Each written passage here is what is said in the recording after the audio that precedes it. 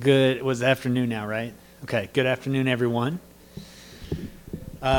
We don't know if someone's supposed to introduce us, but we're going to just introduce ourselves. So my name is Sean Watts. I'm a professor at Columbia Law School. I teach a mediation clinic, and I teach a peacemaking clinic there as well. So my students take on cases and try to mediate disputes between people in New York City, which, as you can imagine, can be pretty intense disputes. But today we're here to talk about the ACEs study and some of the ways, some of what we can learn and gather from that, and then how we can use that information to better help our people. So I've done several panels on several different topics with Cheryl and Brett in the past and others, and they always stick me with delivering the bad news. So I've taken on a persona.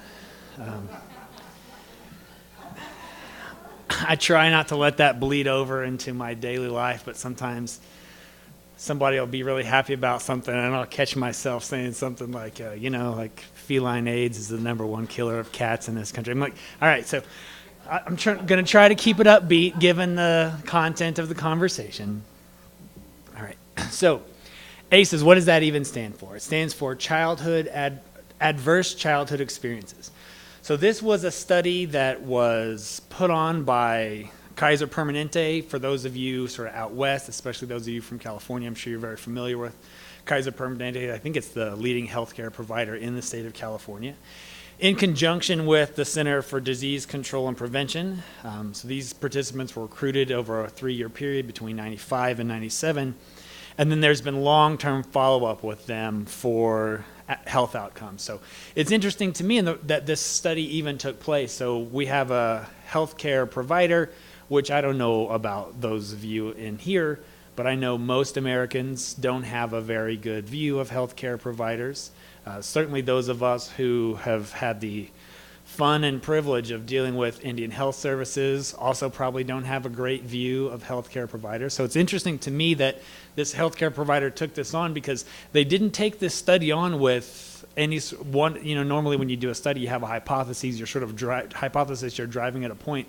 They actually were just trying to gather some information to see if they could do a better job of predicting health outcomes based on information so that they could more adequately actuate insurance costs. So why childhood experiences in the first place? Well, childhood experience, it turns out, leaves a lasting effect on that person, not just through their childhood, but through their adolescence, and then all the way through adulthood. Those effects are emotional, they're mental, they're physical, and they're physiological. When I say they're physiological, I mean like there are actual changes in the brain that based on some of these childhood experiences, and that those don't get undone over the course of your life. So these experiences, these changes are related to historical trauma and intergenerational trauma. And so that's why it's critical to sort of have a better understanding of what these lead to. So the ACE factors are essentially, they quizzed these people or surveyed these people that in the test and asked them, do you have any of these factors? So one was emotional abuse, physical abuse, sexual abuse, emotional neglect, physical neglect. Was the mother in the home treated violently? Was someone in the household an abuser of drugs or alcohol? Was there a household member who was mentally ill? Were there separation or divorce in the house? And was a household member incarcerated? So I'll show you the results in just a second, but this is interesting to me because so many of these, I think most of us have had probably experience with. Most of us probably don't know anyone who hasn't had any experience with this. And so here's where the results get interesting for me.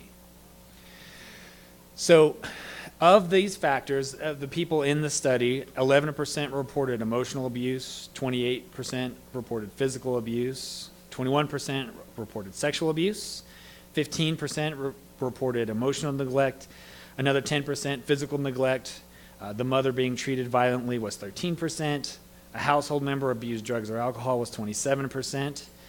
A household member was mentally ill was 19%. Was there separation or divorce was 23%. And was a household member incarcerated was 5%. And I should note that it wasn't, though, it's not like some other surveys where you just choose one. You were supposed to check all that applied here, so it's entirely possible that a person had multiple of these, and that's actually comes into how we glean from the study. So as it turns out, well, so let's take a step back and talk about the ACE pyramid. So in this ACE pyramid, what you see is over the life of a person from when they're born to when they die, these adverse childhood experiences sort of happen in early youth. And that changes how your life happens as you grow on, or as you grow. So you start, let's say, I'm going to try to use this fancy laser pointer. Oh, look at that. All right, so you start with these adverse childhood experiences, and when you have those, you end up with social, emotional, and cognitive impairment. So you have parts of what normal behavior would be that are changed or impaired because of these adverse childhood experiences.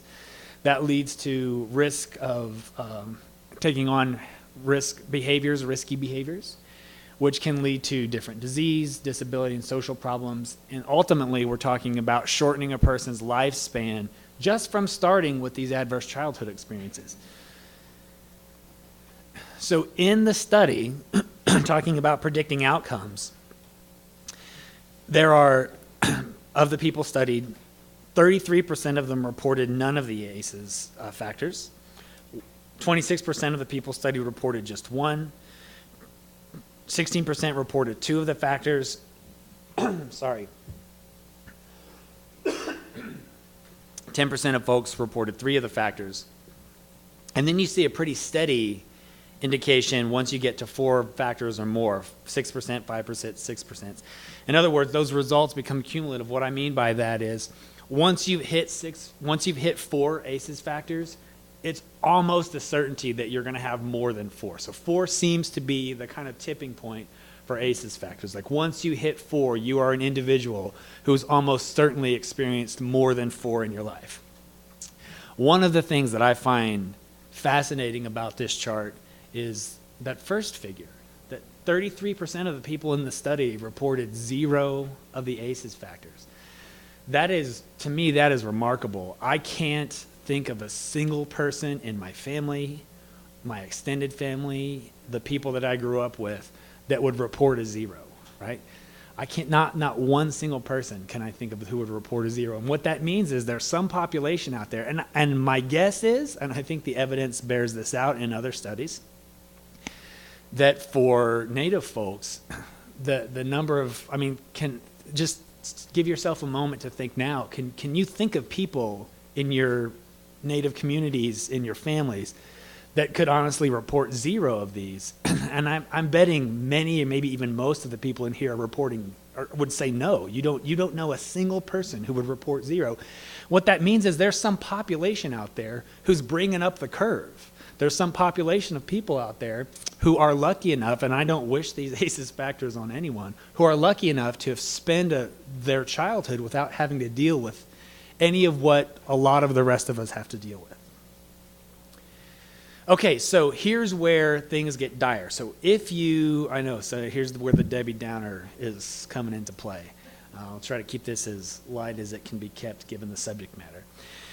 If you are a person who's reported four of the ACEs factors, so we're comparing those folks, people who reported four factors or more to people who reported zero, you're twice as likely to be a smoker. And we all know the health risks that come along with being a smoker. It's one of the things that this country's kind of done a really good job at getting the word out on and getting sort of the public sentiment to change on what smoking is and what it does. You are 7 times more likely to be an alcoholic, which is one of the diseases in this country that is both socially acceptable and socially unacceptable. And by that, what I mean is it's the kind of thing that we kind of joke about with people, and we don't take it, but we don't take it seriously, but we also don't get those people the help that they really need to deal with it. You are 10 times more likely to inject street drugs. So I'm not just talking about, smoking a bunch of pot, doing a bunch of cocaine. I'm talking about actually injecting drugs. And the reason that's an important factor is because when you're talking about injecting, you're talking about significant exposure to higher and more deadly diseases. And you're 12 times more likely to attempt suicide, 12 times more likely to kill yourself if you've experienced 4 of these or more. And we all know what it is, the kind of pressures we face in the world. I often feel like the world's already trying to bring me down to have been dealt a hand where I'm more likely to want to end myself. I just can't imagine people having to deal with that on a daily basis. All right, so you can see I just wanted to take the ACEs 4 factors and just kind of juxtapose those to the ACEs pyramid that we put up before.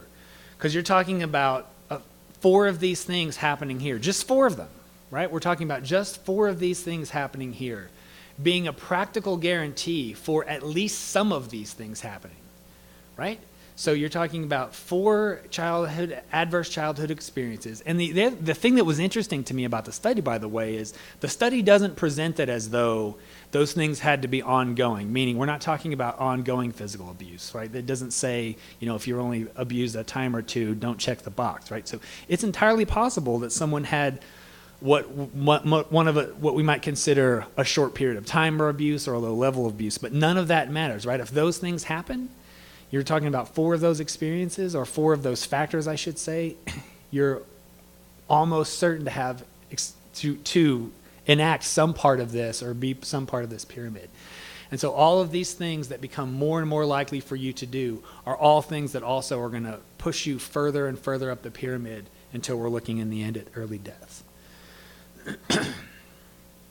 So the thing about those behaviors, though, that you're more likely to do if you have 4 of the ACEs factors is those are what I would consider perfectly adapted behaviors. And by that, what I mean is those behaviors, right? So in many, if not most cases, the behaviors may act to alleviate emotional or social distress that results from ACEs. In other words, those other behaviors that we would undertake are the things that you would do if you were trying to alleviate the emotional pain or the emotional distress that comes with those ACEs factors. So those are behaviors that a person would have adapted. They're really good adaptive behaviors.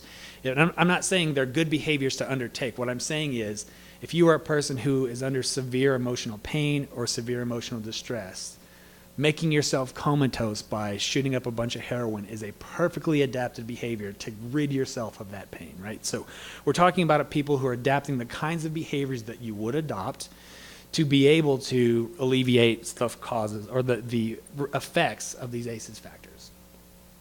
And so here's where things get really interesting, right? So going back, we have those factors on the chart. We were talking about at merely 4, you're almost certainly going to experience at least some of these things at merely 4. If you are a person who has gotten to 7 of these factors, you are 51 times more likely to attempt suicide as a child or adolescent. So we're not even talking about making it to adulthood.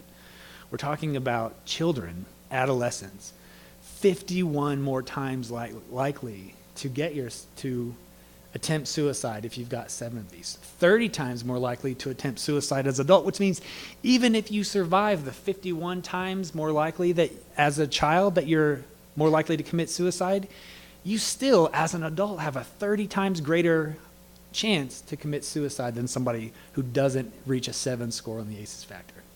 So again, those things that we do, that severe emotional distress, those behaviors that we undertake that are not healthy behaviors, those are very well adapted behaviors to ensure that I don't end up here, right?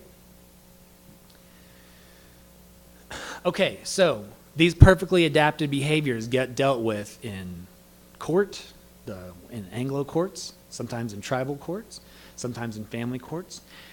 And there are ways that they get dealt with that in many cases aren't helpful. So we're talking about them often being punitive.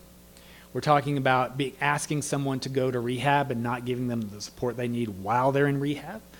We're talking about methods where people are saying like you're going to lose your kids if we hear any other instance of you doing drugs again, right? So you're being asked to quit cold turkey. And we're also talking about cold reentry. So let's say you make it through rehab. Let's say you've been able to quit cold turkey. You come out of that, rehab itself is traumatic. You come out of that traumatic experience or being pushed back into your community or back into your family cold without any sort of support for reentry. And the thing that's crucial to understand about why these things don't work is, I will only speak personally for a moment. So I get migraines, and I have my whole life.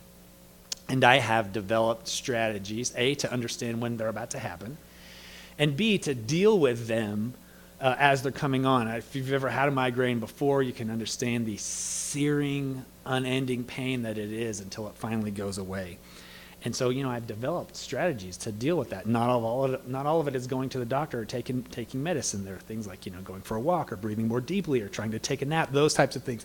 So imagine if you have some sort of severe pain that is coming on. In my case, it was a migraine. And you develop a strategy to deal with that. And then all of a sudden, you get sent into court and they're like, nope, you can't do any of that anymore. Those behaviors that you've developed are no longer acceptable behaviors. You're just going to have to deal with the pain. So what is the likely outcome of that? We're talking about these things again. Okay, so one of the things that's important to know about these adaptive behaviors is once you've adopted these behaviors to deal with your pain as a child, you become an adult, some things happen at that point. You're talking about alcoholism as a parent. It's both an adverse childhood experience factor as well as a predictor that other ACEs will exist in the home. So if you have experienced adverse childhood experiences such that you become an alcoholic, it is almost a certainty that your children are going to experience ACEs factors, other ACEs factors, not just a parent who's an alcoholic, other ACEs factors as well.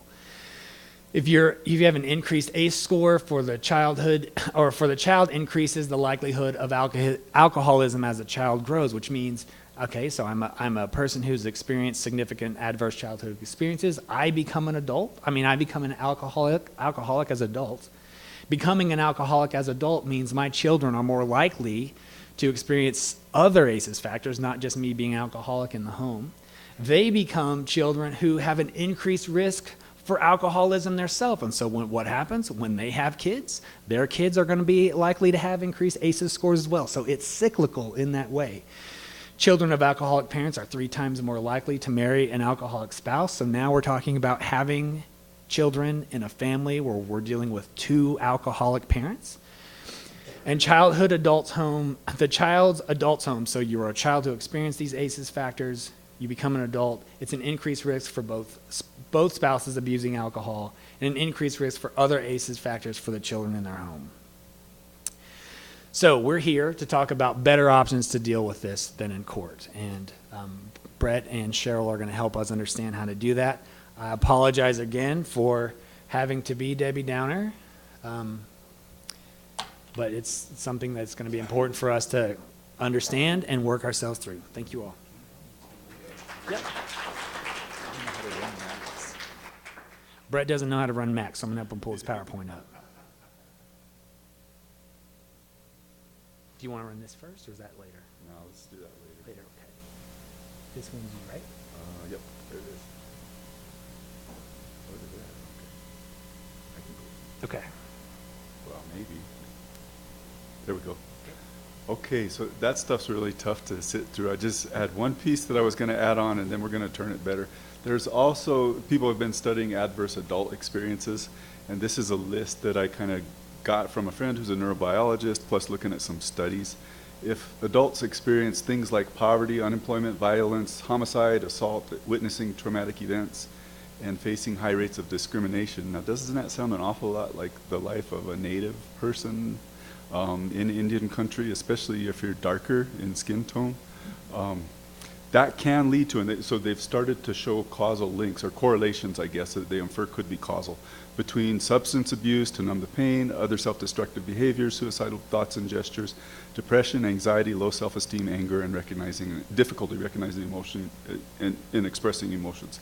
Pretty bleak picture, kind of the same, and it starts to make sense given you've seen the links between the adverse childhood experiences and how that plays out too.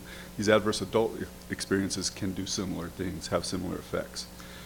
What's the hope in all this? Why sit through this? It's really uncomfortable. It's really kind of depressing to see it and to think about it. I still kind of dissociate. I kind of find myself not sitting in the room when he's saying 51 times more likely to attempt suicide, because the average number of ACE, the average score in Indian country, I've heard people tell me, is 7. And that's a heck of a lot higher than 4, which was the break point. And how many have done an ACE test for themselves? Yeah, it's pretty revealing, right? Who scored over 4? Yeah, I mean, I think everybody has pretty much. So it's a pretty bleak picture unless we can find some hope in it. The thing is that we can find hope in it, and so it's okay, I think, to go through the discomfort once in a while, even though I still check out when I see 51 times, because we can chart a course towards healing. It turns out that a lot of traditional ways of life can develop healing, have healing effects on people. These are called protective factors or resiliency factors by the scientists who study it for the most part. And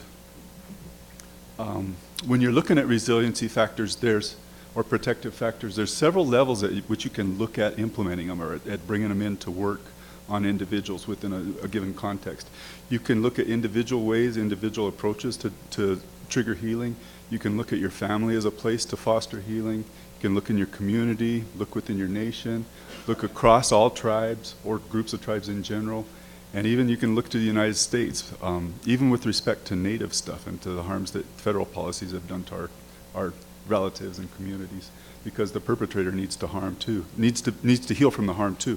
When somebody causes harm to somebody, they're hurt as well because they carry that with them. I think that's probably a common conception in a lot of tribal approaches to that there's something out of balance in the harm doer too. Truth be told, that's kind of recognized. That's why you have reconciliation processes on a national level where both sides come together and both sides benefit from the truth-telling, basically, and the steps forward from there. So the point here is that there's a lot of different ways to intervene. We can intervene on a lot of different levels, and whichever level you care to work in, there's something good to do to help address all that stuff that everybody's kids have had to go through. Kind of a conceptual framework about this. These are all essentially traumas that people live through, and so it's important to understand what's the current understanding about trauma and how that impacts us as humans. Trauma isn't just a psychological issue. Sean pointed to that, or he mentioned that it does have physical aspects to it too. It's really interesting to see what happens in the brain chemistry. When you study trauma on a deep level, we're not going into that today, but there's physical effects, and they can be ongoing unless you heal, unless you go through a healing. The past becomes a present because of how the brain dysregulates. Because of changes in the chemistry that happened during the trauma in response to the trauma, that carries on, or it can carry on until you knock it back into the right balance, basically. And what you're knocking into balance is your chemicals, your chemicals within your blood. Remember what the flight or flight response feels like? You kind of get amped up and everything. Well, that's kind of what happens with any trauma, and it can go on a low level, and it can go on for a long time. That's having impacts in your brain. And so that's why that feeling is there. And you get used to that feeling if you live with that feeling for a long time. So you don't even notice that you're constantly in an amped up sort of a situation from trauma if you live through a lot of it. That's the physiological factor. That's the change that takes place, and it changes how you react to stuff, whether you know it or not. What fires together wires together. So these signals keep firing, and that becomes the usual path for your brain to take. So I think of the easy one is we have a little rescue dog at home. Somebody beat the heck out of her at one point because certain stuff triggers her and she gets scared by stuff. That's because she got scared so much, she was traumatized so much that certain situations still make her scared even though she's totally safe in our home now. So what fires together, wires together, you get used to it. And you wear a path in your brain circuitry. Now that can change though too. The hope is that you can start to form another path. Trauma echoes in the brain, and treatments need to quiet the reverberations of the echo. So that refiring with the little rescue dog, we need to teach her that there's situations where she can be safe and not have to be scared of whatever's happening. The brain isn't as rigid as we once thought, but rather it's a pliable or plastic sort of a situation, and it has the ability to change its structure and function in response to the experience. So you can reprogram the way that you actually react. That's where the healing comes in, even if you've been through a lot. So some things that would build resiliency in your childhood are some protective factors that if you experience them are going to make you more able to handle the traumas that necessarily come your way because stuff just happens, right? If you have a feeling that your mother and or your father loved you, that's a protective factor. If you have a feeling that others have helped my parents, have helped your parents with whatever while you were growing up, that's a protective factor. That's a lot of Indian cultures, right? Helping each other with different things. Other family members cared about me. When you have extended family who really plays a more active role, that's a protective factor. That's native culture too, isn't it? If you have the situation such that families, friends, and neighbors talked about making life better, then that's a protective, because I guess because as a child you learn that there's hope. You see the adults trying to put effort into making a better life, and so you feel like they care about making stuff better. Plus you get a model for how to, at least deal with it instead of ignore it or pretend it doesn't exist. We had rules in our household that were upheld. That's helpful to kids. I had someone to talk to when I felt bad. People noticed that I was capable and that I could get things done. So a lot of these are about having a sense of belonging, having a sense of there's more people around you, and having some self-esteem, some pride in who you are and who your close people are. So it's feeling safe, it's feeling proud. And so when we have people who are, when we have people paying attention to preserving cultural stuff, you have a sense of belonging. You have a sense of much bigger than just your parents. So you've got a whole layers and layers of, nuclear family and blood relations, extended family and adopted people and your whole nation, all these layers of protection. And the belonging, and to the extent that you practice those ways and talk about it and reinforce that it's good, then you have pride in who you are as well. So this is all really valuable to kids because it protects them from all these negative impacts. So cultural revitalization kind of seems to be going on, language revitalization, good stuff, because it brings all this good stuff to kids and to adults.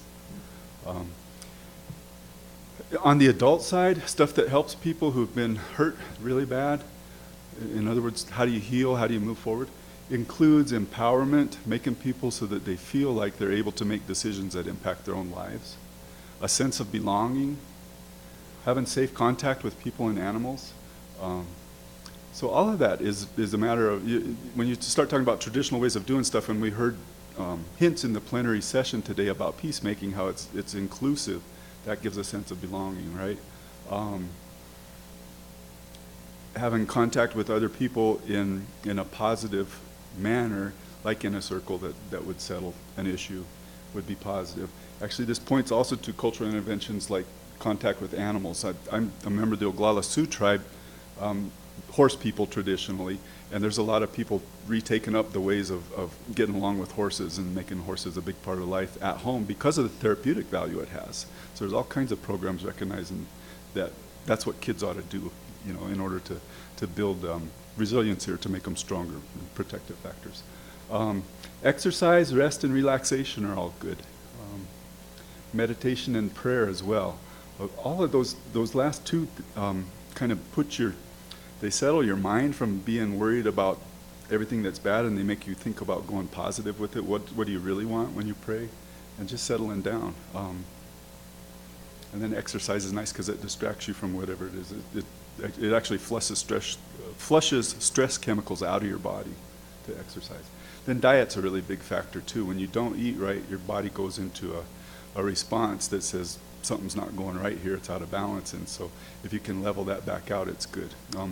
I think in Indian country that's been really tough a lot of times because people are really poor, and so the food that people can afford a lot of times is high caloric but low nutritional value, and so that's why a lot of people are bigger than they used to be. I remember my grandpa used to be just kind of disgusted. He'd say, look at all these people, they're all fat now. And they weren't that way. He knew guys that were elders in his time coming up, but they were the people living on the plains and eating buffalo, so they were lean. I remember if you go to the Rapid City Airport ever, there's a picture of Wounded Knee survivors all standing up there, and they're all in their 90s, but man, they're just lean. They got no old man belly or anything like that. Thing was, those old guys, I remember some of the older guys, not that old, but older still when I was growing up, and they didn't eat. You try to give them bread, they weren't going to eat it. They're going to eat meat and vegetables, basically. So it makes a lot of sense. That's it. There's where we're going to go next with this is Cheryl's going to come up and talk about peacemaking and how these traditional ways of looking at stuff will actually bring those things about. But I thought it was really important to give you a little vision of hope after we talk about the adverse experiences too, and how to, what's the way out of that, because that's really heavy stuff otherwise. Thanks. Thank you, Brett.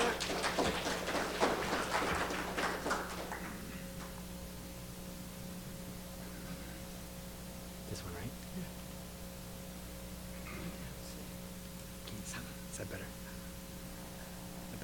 Do you want me to make that bigger? Okay. There's your thing. Good afternoon. After hearing all of that, it kind of leaves you with a heaviness, you know. And so we're going to ask you to stand up.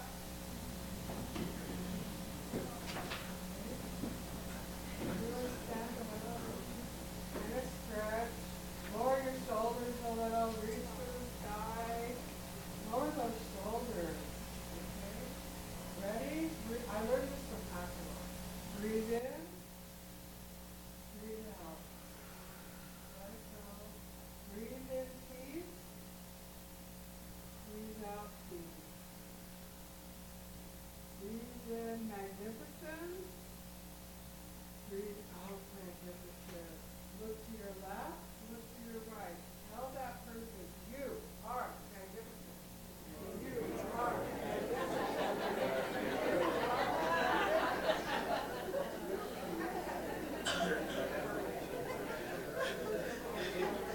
Okay, you can sit down. We might have to have a recess here.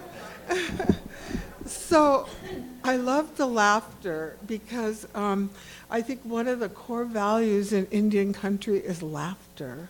We have our own Indian humor, and it is so dry sometimes, but boy, is it good for the soul.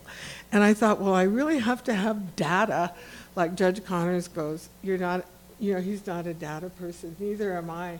But sometimes it works, and I found this, and it said, a good hearty laugh relieves physical tension and stress, leaving your muscles relaxed for up to 45 minutes after laughter, for 45 minutes after. Laughter boosts the immune system, laughter decreases stress hormones and increases immune cells and infection-fighting antibodies, thus, can't read my own writing, thus improving your resistance to disease. And so, my heavens, all we don't need all those pills from IHS. We just need some good, hearty laughter. Okay, so thank you. Our group here, with NARP, we have this alliance that we've been working on, and it was really to look at a different way to deal with our kids, our families, our communities, okay? And so a group of us met in Albuquerque, kind of like communists would meet in little circles, you know, and everyone was like, oh God, they're meeting on something, you know, and we're like, oh my heavens. It was just keeping the child at the center of the circle. It wasn't communistic activity or anything adverse to childhood experiences, but that group of people really helped me personally, helped me keep moving one step forward. And so I want to share some ideas with you. And one thing, even in spite of all those statistics, we are a resilient people. So that's one of the things you have to keep right in your heart, is that resilience, because we're standing on the shoulders of some ancestors that really gave up a lot so we could be here. And so I told my students, one of my students found this, shift happens, so be resilient. So I put it on there, and he goes, I don't think you should put it on the front page. I said, yes, we're going to lighten up a little. So I call it the shift and the ripple effect, because you can be the difference. And often when we're getting into reaffirming our own customs, traditions, looking at our justice systems in a contemporary context, we really have to be expansive. And one person can really make a difference. And so we called this shift where we needed something spiritual. We needed something holistic and healing. We needed something issue-focused so that there was facilitated discussion. When my family is in crisis, we need someone to help us walk it through, because I'm going to make my sister mad at me the minute I open my mouth. And so And hopefully with that facilitation, we can have a transition. And so when I say S, spiritual, where everyone has a chance to speak, and someone isn't speaking for them, and that silence is okay, where it's holistic and moving toward health and wellness. We're going to have a judicial wellness tomorrow, and I'm really looking forward to that. Issue focused, be gentle on the person and tough on the issue. In Indian country, we're so tough on the person, we don't even know what the issue is, you know, because your grandmother made my grandma upset about 100 years ago, and that's carried down from generation to generation. So that rule really resonates when we're in Indian country because, hey, we have to take a look at ourselves. Where we can use our indigenous wisdom and our Indian core values, and it's not the Indian problem, it's the Indian solution, okay? I talked about the facilitated discussion, but most of our families just want fairness, focused on fairness and where we embrace our families as sacred and our community. It's not so much the I, me, okay? And then, of course, the transition to change, where time is honored and there is a team approach. And of course, the ACE was really talking about historical trauma. And, you know, in law school, I was like, what is that? I never heard of it, you know? And then all I had to do was take a look at my own family, my own community, and I began to pay attention. And we have to. Not that we have to wallow in it, but we have to understand it and be aware of it so we can move that and we don't have that cycle that Brett and Sean were talking about where it continues. And so we want to shift from that historical trauma to a more wellness. And today, many of our contemporary Native American people, we're doing pretty good. But there's a number that are not doing well. You just need to go down to Albuquerque and look at the homeless population and see our kids and see our families. It'll break your heart. And so with our DV and physical and sexual assault, 3.5 times higher than the national average, and that may even be low because of the underreporting. And I was so glad the Justice referred to that this morning in her keynote. And the breakdown of our family is happening throughout Indian country. We have to put that sacredness back into the family. Not everything has to go to court, okay? And so, as you can see, there's a high number of child abuse cases. We all know these kind of statistics. And interestingly, a lot of our kids are being placed out of the home. In Alaska, and I see our Chief Justice, I thought I saw her walk in from Tlingit and Haida. Deborah, she's right there. Our judge for Tlingit and Haida, Deborah O'Gara, welcome. It's always a privilege to have someone from the hometown here. But in Alaska, we have reached the tipping point.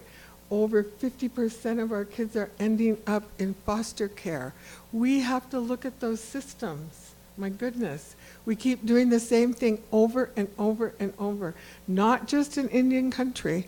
And I'm so glad the Honorable John Romero is here, because we have to do something within the state systems also. We're graduating too many of our kids out of foster care after their parental rights have been terminated. They have nowhere to go after, okay? And so should we continue doing more of the same? We keep doing more of the same. And I looked this up. It says, continuing to do the same thing but expecting different results, insanity. And I thought, that's our foster care system. Oh my goodness, we should do something different. And so, as a tribal lawyer, as a tribal judge, I use these guiding principles when I'm at work, when I'm working with communities, tribes, families, individuals, and I say, we've been facing the wrong way. As Native people, we need to stop, turn around, and just pause to reflect on our own ways. What about our own ways? Think about that. We have to understand the impact of the federal policies, that those have had impacts on each and every one of us. Don't kid yourself. That ACE score, I think I have everything, and that's not a laughing matter, but we have to be aware of it because that's who's before your court, okay? And understanding the significance of oral tradition and native language. I loved it when the Isletas were advising Judge Johnson in Indian. Did I understand it? No, but I got it. I got that beauty of the language. When Judge Eisenberg opened up in his language, I got it, even though I didn't understand every word. So we need to reaffirm our own languages. And of course, re-educate the educated. I got that from one of my cousins who's an educator. And I'll talk a little bit about that later. And a call for consensus, cooperation, comedy, and unity. And these are the values of our Tlingit people, the people along the Southeast Alaska coastline. And they said, share it with everyone, okay? And it's mainly about our way of life. And as I listened to the peacemakers today, it was about the way of life. We're not going to explain it like an anthropologist or whatever, but it is our way of life. And when we reaffirm it, it really triggers other things that begin to get reaffirmed within your system.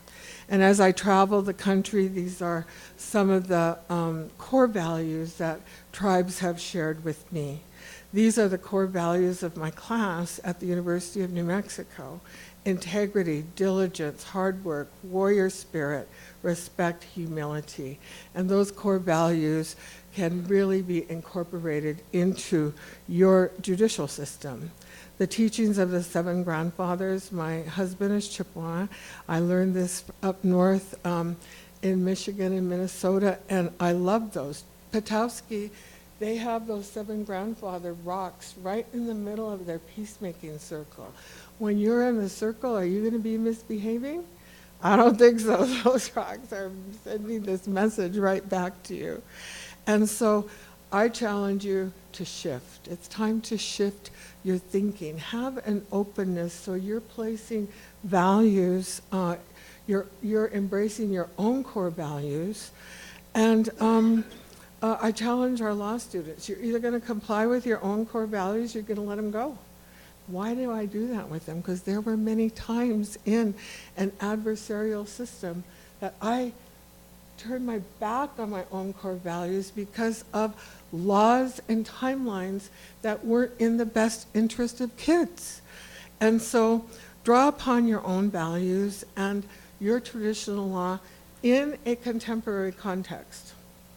And so when I say we've been facing the wrong way, we are often a be-like society. Be like the feds, be like the state. They have the answer. That's why I say turn around, because in this law review, he said tribal courts are nothing more than a pale replication of American systems. That made me mad. I thought, what? And then I had to take a look. And sure enough, guess what? We're good at replicating. We're good at copying others, okay? And we have to understand the impact of failed federal policies, because now we're in the policy where we're in the era where we could affect policies. And we're writing those for our tribes. And what are you going to write? Are you just going to replicate codes and policies that have served to terminate our kids and our families and our parental rights? Or are we going to do something different? Those policies, I think, have been said over and over.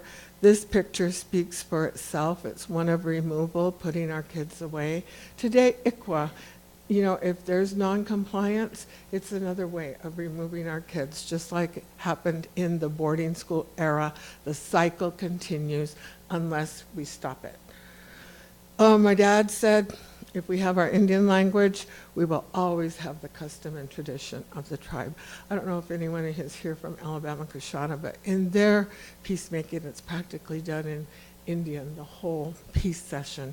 And you can see the people, like, their shoulders lower, they have the respect, and it really provides a healing when it's done in their language.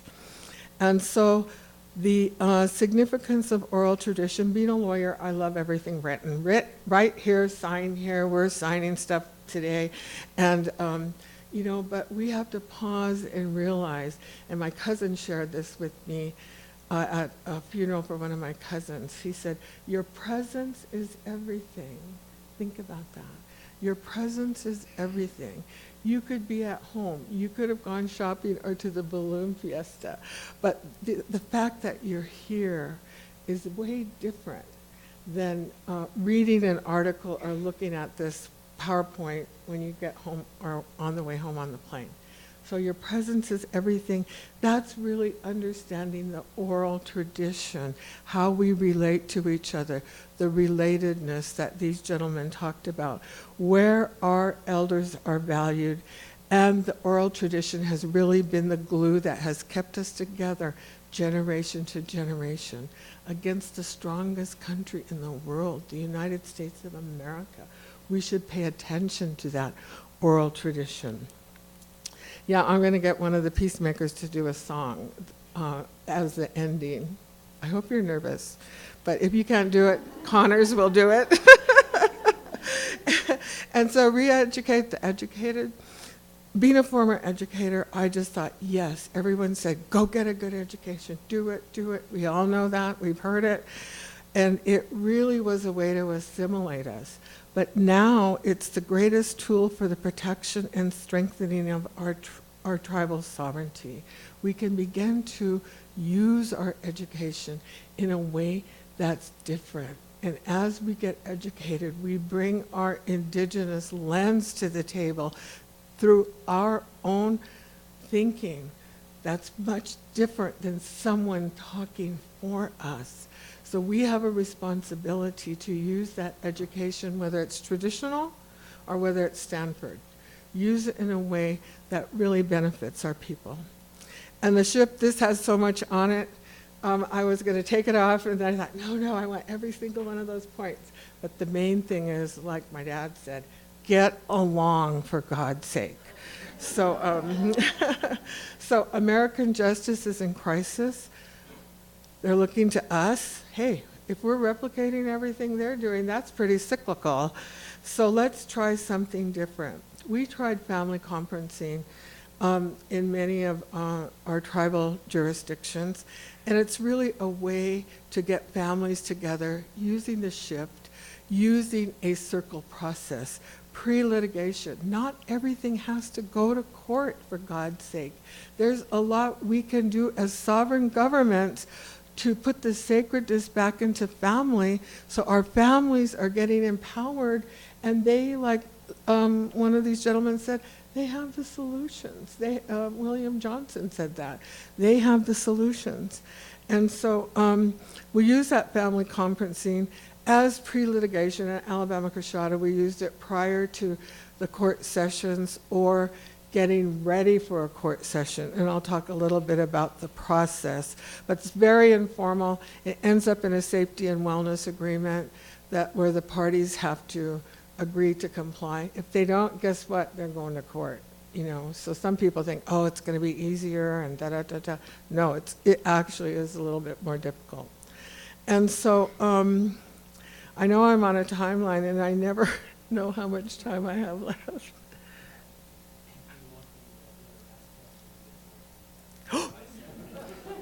Seven? Oh, wow. Okay. They do this to me every single time. Just kidding. So I wanted to share the MBCI, the Mississippi Band Choctaw Indigenous Law Project. All we did was interviews at elders. And when you interview your elders, they begin to tell their story, and they don't want to tell anything at first. But when there's a group together, boy, triggers different ideas, and then you begin to see the common law of the tribe unfolding right before your eyes. And so at Choctaw, they looked at peacemaking. They thought, no, we're pretty progressive. We have a big court system. I don't think we need that. That's going back to the blanket. But fortunately, there were individuals there, including the chief, who said, no, let's take a look at it.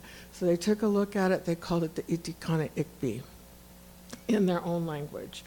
And it's established by ordinance. And at Choctaw, it's is there anyone from Choctaw here? Oh, good. No one? Okay, thank you. Anyway, so it's Chata Okla, which is really the community. They focus on the community. And in American jurisprudence, it's individual. It's I, me. Okay? Itibaka Chapa, cooperation, collaboration. In the American justice system, it's I win, you lose. I win at all costs, I'm going for the juggler, okay? Iti halalia, the relatedness, we're all related, we're all connected.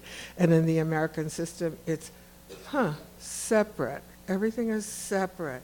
There's separation of powers. There's separate courts, separate everything. And so we want to shift to that relatedness, putting some of our Indian thinking back into systems, okay? And so we use that basket, and the basket is an important talking tool. This peacemaker model is very simple.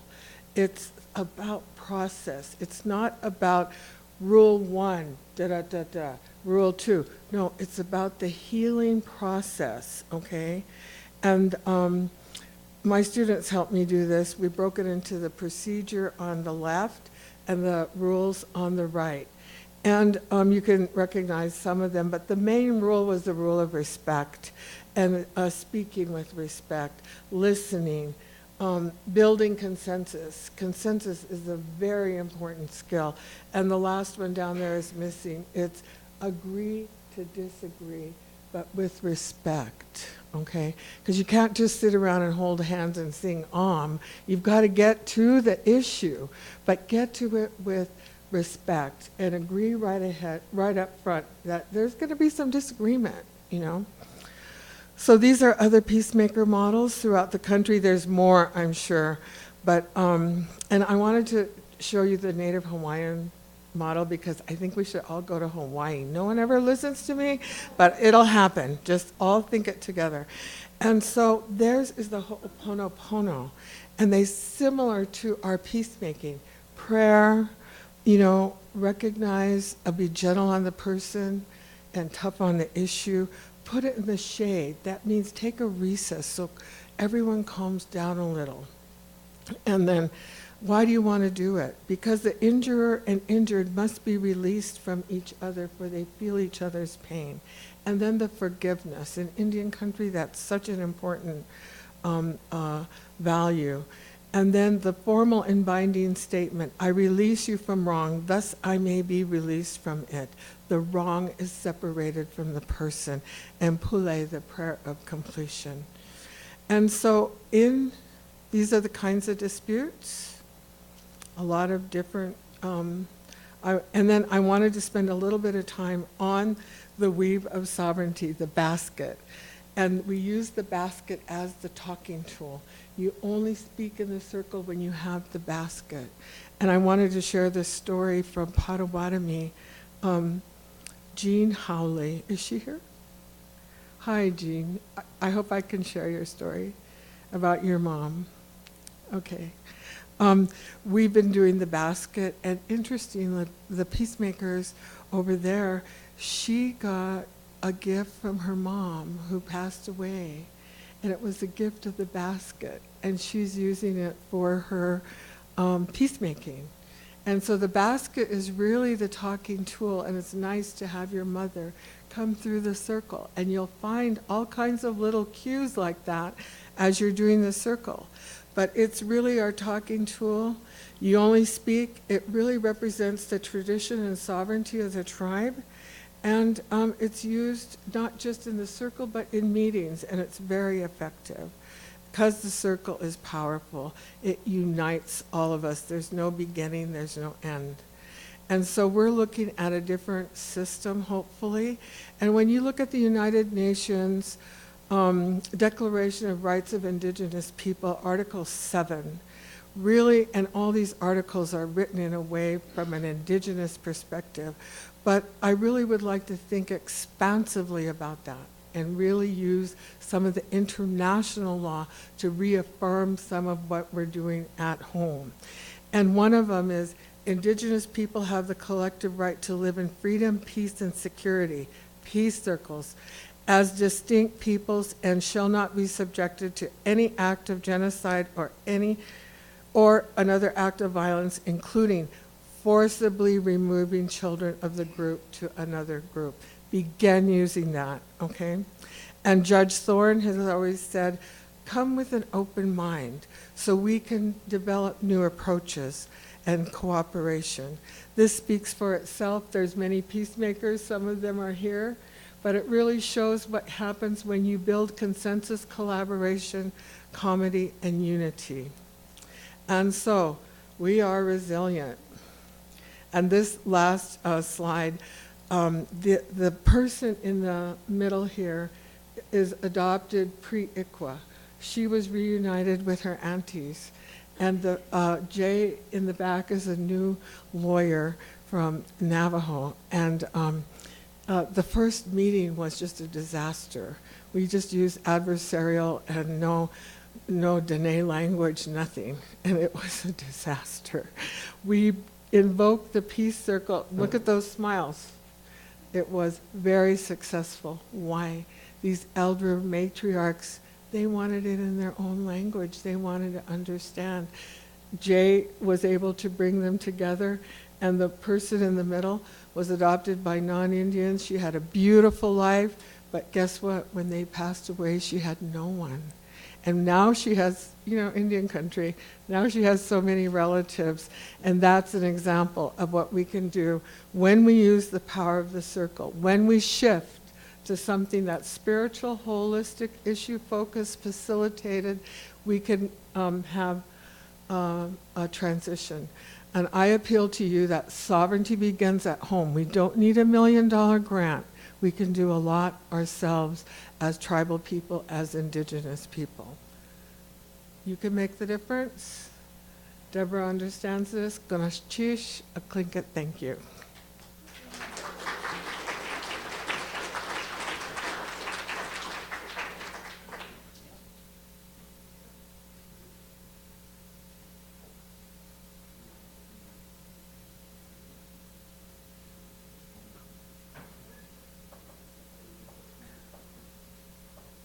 All right, so now if you have questions, that would be the time to ask.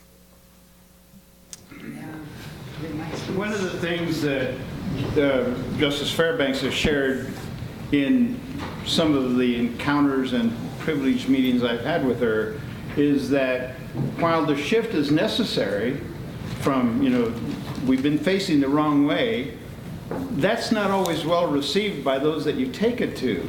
So I don't know if she wants to address some of the struggles that the Southwest Indian Law Clinic students had with tribal communities when they went there with trying to bring about this shift. It's not just within within our clinic, but it's also with tribes. And I think it's because we've been so conditioned. That's why I say we've been facing the wrong way. And the federal policies. We've been so conditioned not to value who we are that we're quick to say, oh, they know the answer over there, instead of really putting the emphasis on our ways and how we relate to each other. And I will say that there is always that resistance, okay? But once we get our foot in the door and once we're able to get cases down, and I appeal to Judge Eisenberg because I know he's used it with juveniles in his court.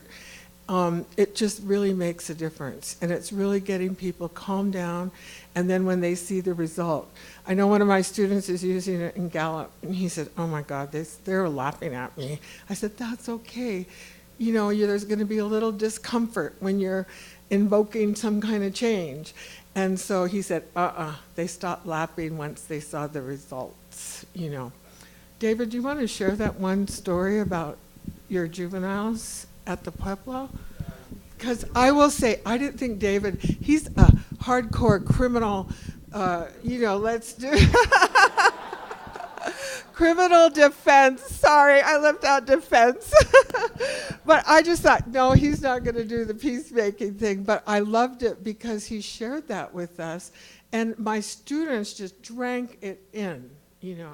They weren't juveniles. They were young tribal males, two brothers, and they were drinking a little bit, smoking pot, and they got hungry. And they were within the house we have, our village, and our village is surrounded by a wall. And everything within that wall, within the village itself, is all the houses are sacred. That's where we all do our family traditional doings and traditional things happen in those homes. So they're sacred places for us. So these two young men, two brothers, they broke into one of the homes and they took food. And they took food and they went back and they were found out. They were arrested and then they went through the tribal court process, charged with burglary, larceny, things like that. And so they pled to the charges, and I started thinking about what they did, and immediately I said they did something that broke the sacredness of our place. And I said I could just go ahead and just look at the law and order code and see that they're subject to sentencing based on months and a fine. And I said, well, that just won't cut it in this case. It just won't do it. They won't really feel the impact. They won't understand the impact of what they did if I just mete out the sentence according to the law and order code. So I decided that I wanted to have a sentencing circle with these two young men and the owners of the home and her immediate family, as well as my probation officer, myself, and even the officer that did the case was there too. And it was so we did the circle, the sentencing circle. Everybody spoke, and the young men, as we passed along we used the staff in that case as this talking instrument. And the young men kind of passed it along. And it was all right. They listened to everybody and what everybody has to say. And